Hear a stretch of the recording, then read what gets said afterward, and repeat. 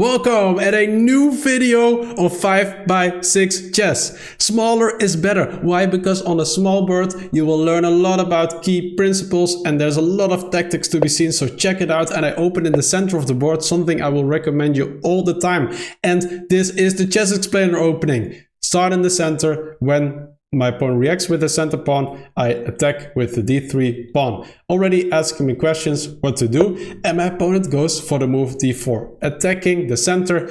And yeah, in 8x8 there's a star edge where you also get some sort of setup like this with 4 pawns in the center as well. But here I go for this move. Look at this. How beautiful is this? The pawn wall of awesomeness in the center of the board. Only because of aesthetics this is already a very good move. If you take here, for example, well, then I take back and I have a lot of space already with my pawns here. And the same goes for taking over here. I also have space. Sure, my opponent can take, but I have a nice setup. Instead, my opponent took the center pawn and now I can develop my knight. Downside of this centralized knight is that it's a bit too far ahead already when the pawns can simply attack it, and this would have been the right move, I think. And then we would enter in this kind of position, and I will show you a game where this line happened exactly. And the upside for me is that here the knight doesn't have any squares, so that's something I had in mind. So definitely a recommended opening for you. But my opponent decided to take here and I take back with the queen, going for the double attack on this diagonal, and my opponent simply has to take. And you might think this peters out in an easy draw. Well, I have more space, my knight is already developed, my bishop has some activity here. This square is weak if my knight ever lands on the e4 square. So I definitely have some play left here.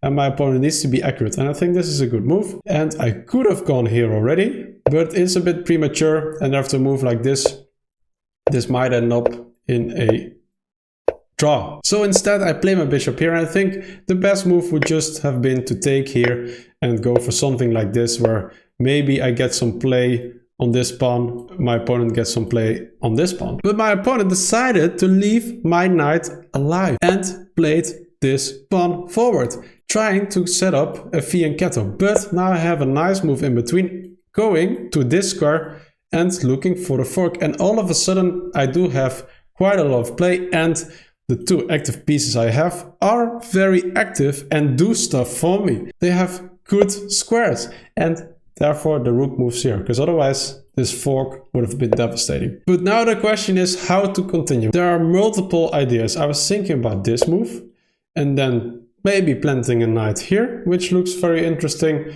But I thought, let's create some direct play with moving this pawn forward. And if you would take, well, then I take back, maybe the rook goes forward, and his pieces don't look to be coordinated too well, and this might be a good move, but this should be holding for black. Instead, my opponent went for the counterattack. So if your opponent is attacking, I am attacking in this position, then it might be interesting to look for counterattacks, but it then has to work. And my opponent played the knight here, looking for the fork. But does it really work? Probably not. Well, it doesn't, because I have a great check here. And you're like, okay, but what is so strong about this check? Well, the king has to move, either here or here, and my opponent went to this square. But now this pawn is hanging. What a move! And if you give a check here, look at this. This square is protected by the knight. The pawn is protected by the bishop, and bishops are great helpers of getting a pawn across the board. And this already doesn't really work, because then I simply promote, and then I win the exchange. Although this might still be holding for black and maybe the best option even. And notice that you can't really take the knight, because then I will simply promote and then I have a queen. And yeah, well, you can go here, but I will simply win your knight as well, and then I have a queen against a rook, and that should be winning for me. Instead, my opponent went for the fork, and I moved up my king. He took my rook, and here I promote first. And, well, there's nothing much to be done, just take the knight. But there is a nice checkmating pattern I was aiming for here. So I was like, okay, what if I get the bishop here? Because the king doesn't have a lot of moves. If it goes here, then this is a checkmate with a queen, right? So that's what I was thinking of, and I was like, and this move right away, then the king can come here. And after this move, he might have this move. So not so straightforward. Of course, this knight also hangs, but I wanted to go for the nice conversion, and that's why I played my king here. And you might think, well, then you simply have a check here, right? But you need to be careful here because there is an extra check. So if you now go here, then this wins for black, giving a check. I have to take the knight, and then my queen falls, and this should be losing for me. But there's a better move for me, and that is playing my king here, attacking the knight. Where does the knight go to? Well, if it goes here, then I have a check. And here, I take the knight with interest, because I will also win the rook. And if you take the bishop, then I will also win his bishop. And this is a very fast checkmate for me. Yeah, and if you go here, well, that doesn't work either, because then I give a check as well. And then here, I win the same rook. It's the same pattern, right? And this is clearly winning for me as well. So the conclusion is that it's simply game over.